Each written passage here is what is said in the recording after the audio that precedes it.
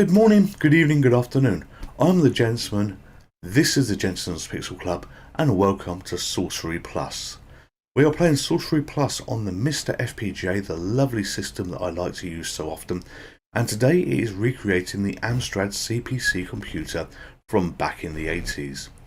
This little game is a brilliant game to play during the spooky season where I'm trying to do a few spooky based games for you all, and the object of this game is you are the sorcerer that you can see here, and you are to fly around the screen using various objects, tools and a few other bits and pieces and rescue sorcerers. You can see one guy on the top left of the screen there at the moment.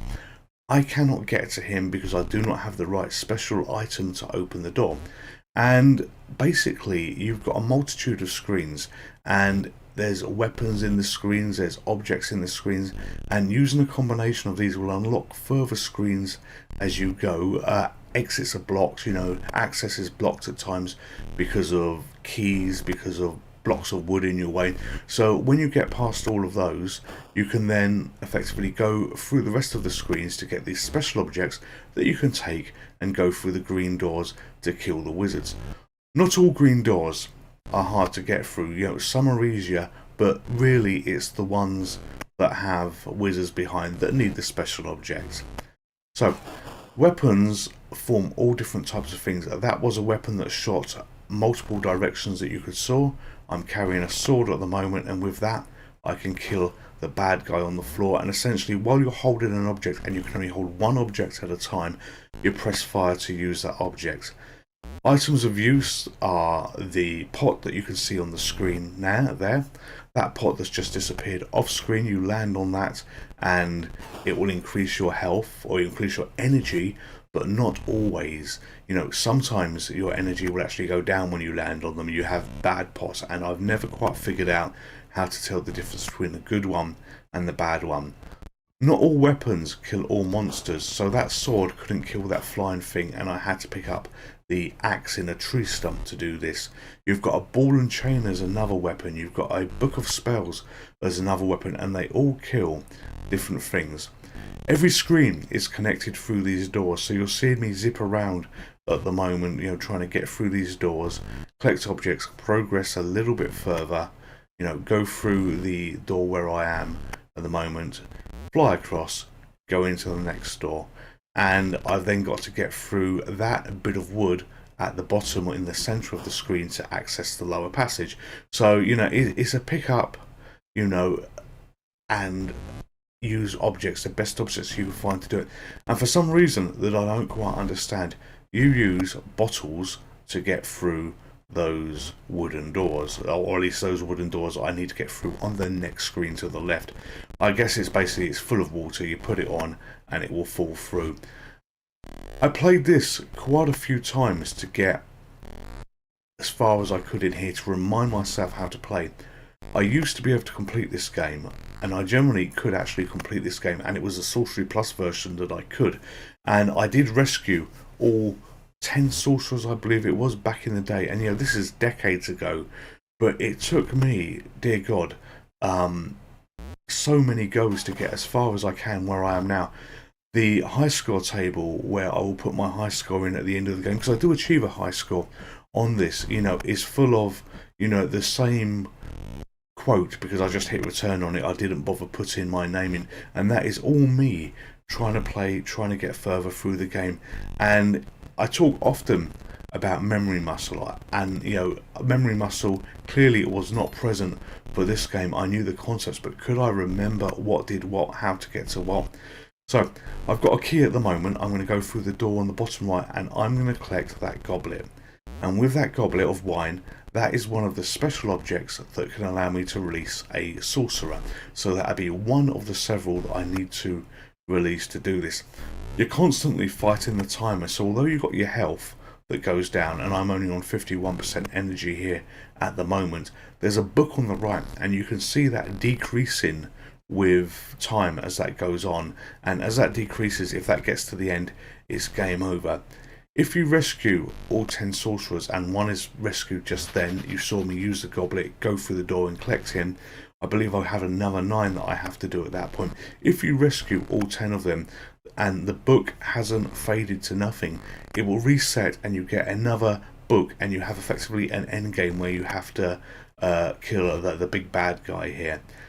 This game is very tricky. You know, there are limited spells, there are limited things around, so you know, you ideally want to use the weapons that kill 2 guys in one go.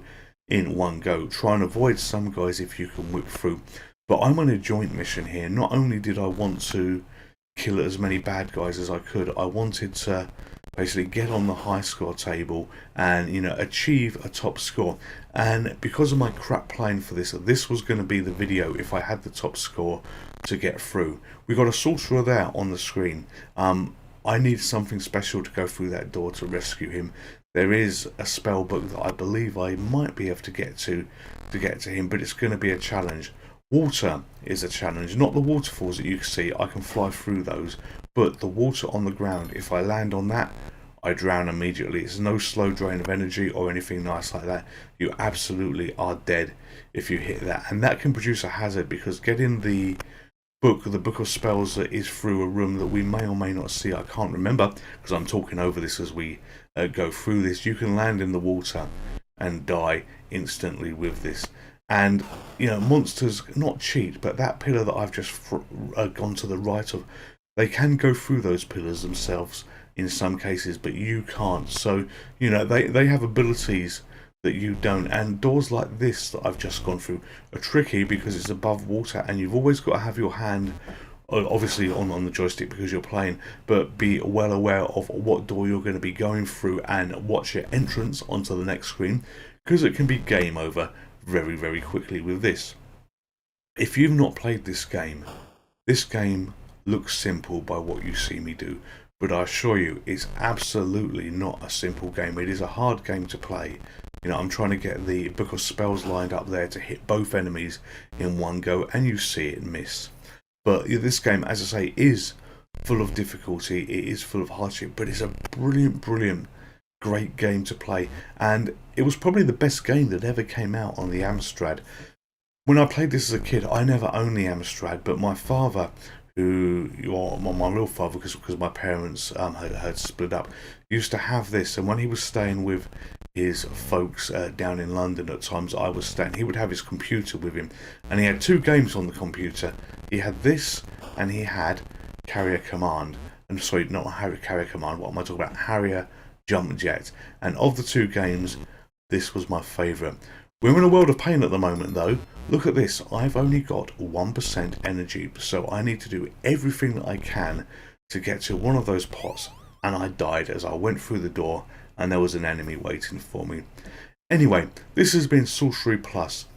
Great game for the 80s. The best game, in my opinion, that ever came out on the Amstrad CPC, the disc version at least. And if you're into retro, if you're into games that you've not played too often in the past, or you've never seen in the past, this really is one to pick up and play. If you've got this far through the video, thank you for staying with me, and I truly hope that you've enjoyed it. I love making these for you. We're only a small channel, you know, the subscribers are just above the 140 mark, but you know what? That's 140 people that from the bottom of my heart I'm grateful for taking the time to subscribe and be part of this really small community. Thank you to each and every one of you.